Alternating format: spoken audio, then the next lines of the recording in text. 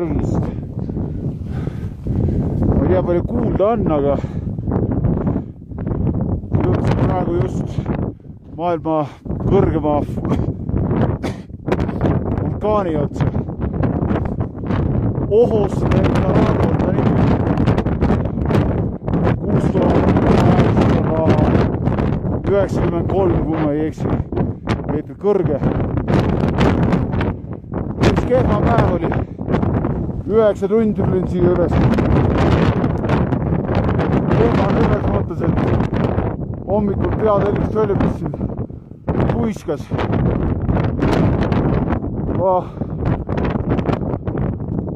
Näitan ka siis. Vot siin ongi maailma kõrgem vulkaan.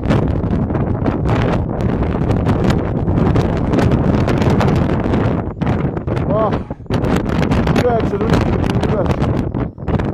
Kõige soolam mul olnud, sest enne pool päeva kedagi ei vaadanud. Mitte kedagi. 4,5 päeva tagasi räägin ühte Muulamäest.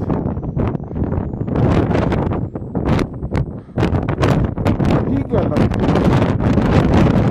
Vaade on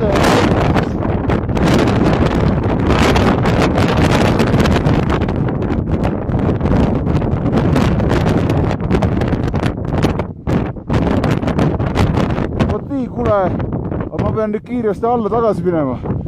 28. veebruar 2015, 6893 meetrit, Ohos del Salado, kõrgeid. Ühtlasi, nagu ütlesin juba, maailma kõrgem vulkaan. Korra igaks juhuks seal ka ära, kui pärast jama. Tšau!